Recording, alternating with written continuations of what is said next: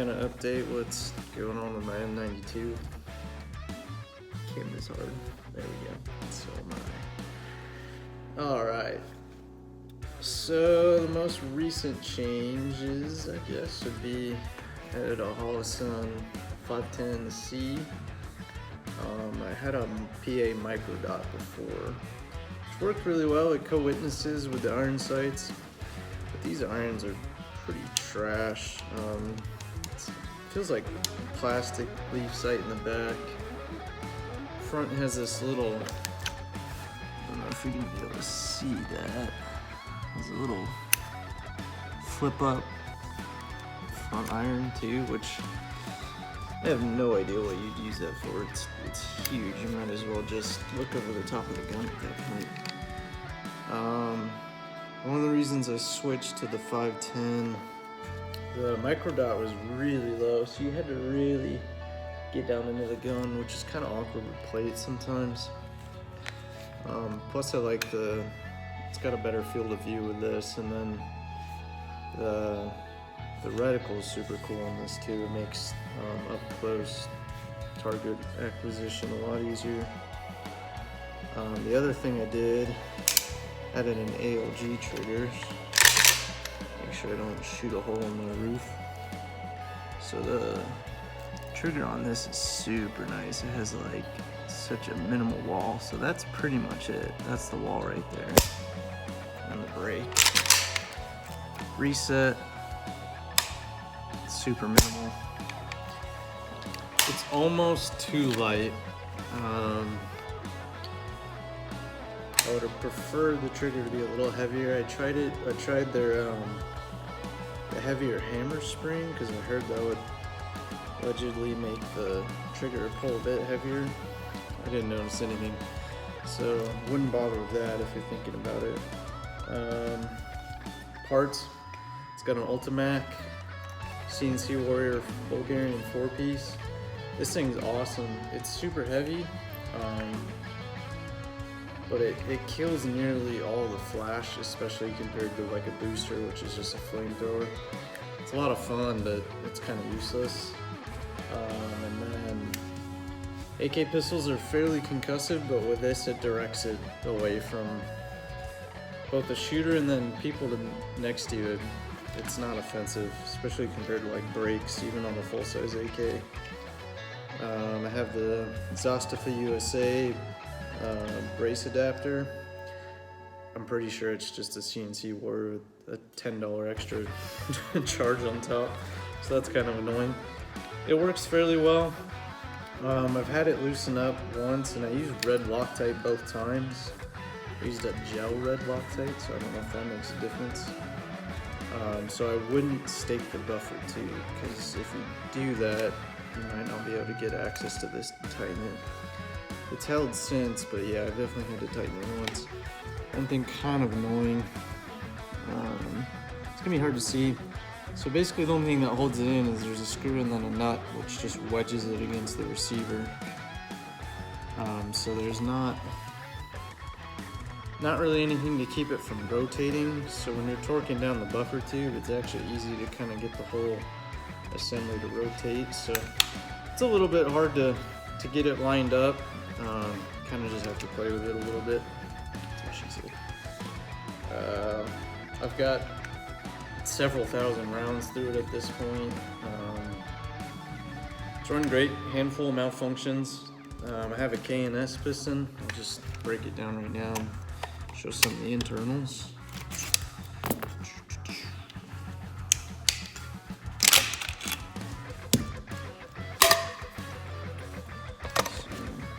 Let's see, K&S piston.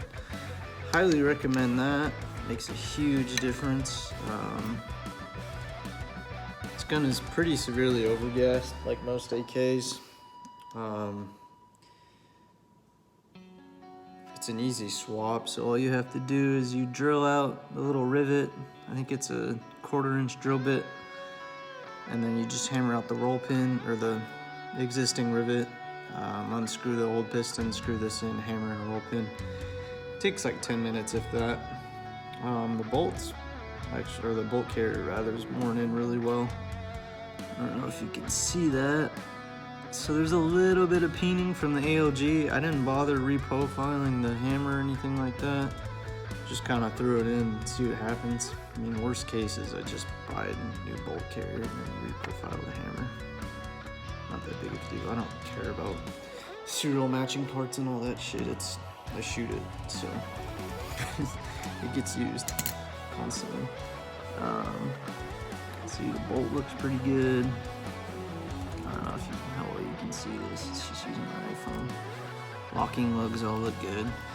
Yeah, it's got, like I said, several thousand and wears very minimal to non-existent, like an AK should be. Trunnion, I don't know. I'm holding up a little goofy ass bipod. Trunnion looks great. Again, I don't know how much you're gonna be able to see, but if you want all that nonsense, Robski's the man. Have shot it suppressed. My dealer's super cool, and he lets you meet him out in the desert and shoot your AK suppressed if you got one while waiting for approval. So I used Wolverine. It's kind of the go-to for suppressors. It runs great. You're definitely gonna want the K&S because there's a good amount of back pressure. It got super dark. There we go. A little more light there. The downside of suppressing this, one, the K&S just vents all the gas into the receiver. So ideally you'd want an adjustable gas block so it'd vent it prior to coming back in your face. So K&S kind of makes the gun dirtier for starters, and then with it suppressed, you just get a nasty amount of gas coming out. I think once I actually get the suppressor, I'm gonna try to seal this up, maybe put some like kind of silicone on the what's the name? Recoil spring guide.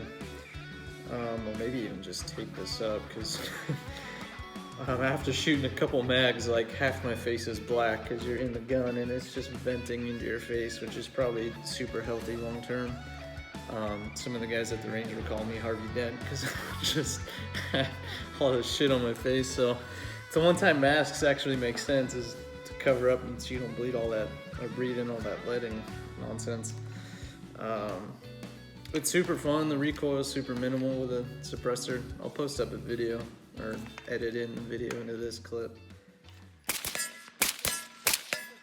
was it. There's 20 in a box and the rest is 30. So. Oh, gotcha. So yeah, safety's kind of cool on this. It's a little bit shorter, so you, even with my less than man hands, I can kind of reach it. The downside is it uses a Yugo safety, so you have to find, if you want like a Krebs or something. I think they have them in stock, but they're not as obtainable. Yeah, I mean, this trigger's nasty. It's just tink. This is my favorite AK though. I got a Wazer, I got a Fox. This is definitely my favorite. It's super accurate, way more accurate than I am. 10-inch barrel, seems to work great. I wish it was a 12 because that seems to be more of the sweet spot, and like another 2 inches length isn't gonna really be, make a whole lot of difference as far as it being maneuverable. But I've shot it out to 300 and like I think it's probably a 12-inch gong, 8 to 12 inches. As long as I do my part, you can hit it nearly every round. I'm not that great of a shooter, but 300 yards is not an issue. It's just super cool because this thing's tiny. If you got like a folding brace, you could stuff this in a backpack. Yeah, it's pretty sick. It is a hefty gun though, with that RPK receiver, that bulge trunnion. Just kind of useless for a semi-auto gun, and to put that many rounds where you have a receiver cracking, you're gonna have shot out your barrel by that point. But it does give you cool points. But it is a fairly hefty gun. I think this weighs, especially with this 4-piece on here, I think this weighs probably more than my other full-size AKs. It's not really heavy per se, but it's heavy for what it is. Mag fitment. I'm gonna spin this around because it's filming the whole damn windows. Just look like I'm in heaven, AK heaven. Mag fitment's super solid. These are the Bulgarian steels. They fit great. It's a shitty mag pull. Just all polymer one. Fits super well. The mag it came with. These are actually pretty nice. I don't really care for the bolt hold open. Kind of slows down reloads because the bolt, you know, is wedging against it, so it takes more force to kick it out. And then I also, the Bulgarian polymer steel reinforced mags, those fit great too. Those are actually my favorite. They fit the best, they're the easiest to lock up. They seem pretty durable, and they're cheap too. They're, I don't know, 20 bucks per Eurona sniffer nonsense.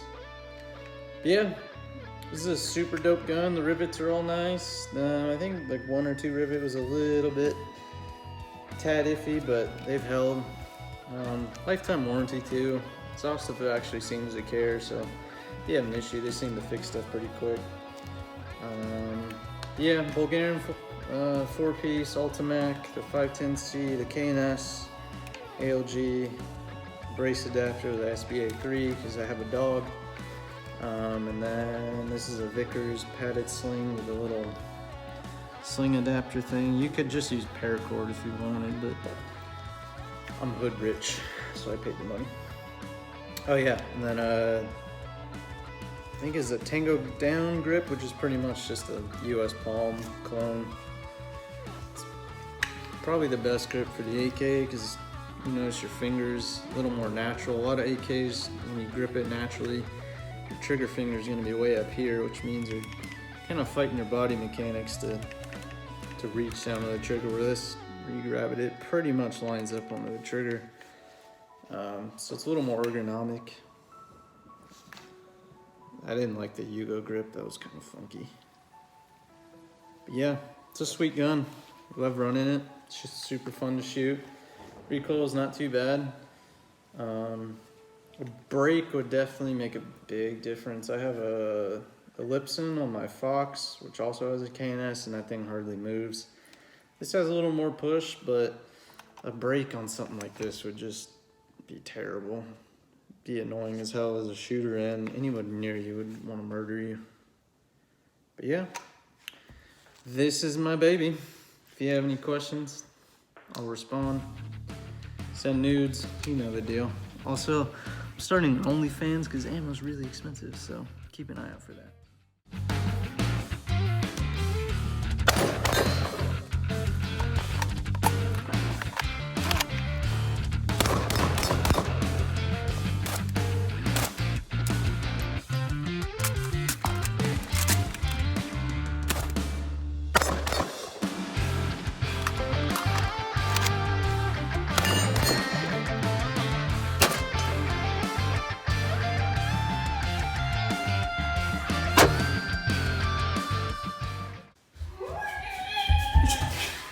Jesus Christ, that's Jason Bourne.